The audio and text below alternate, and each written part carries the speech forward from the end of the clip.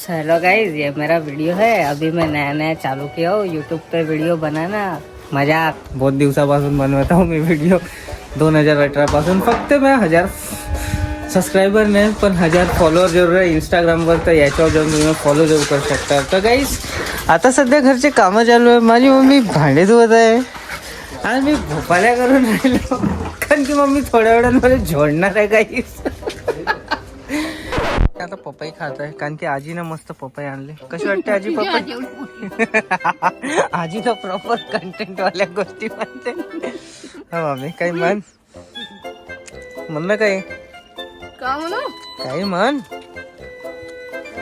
So guys, हे माझी mummy, हे माझी आजी, आम्ही तिघं पण सेम दिसतो, फक्त मला दाढी आहे, यांना दाढी दिसत नाही।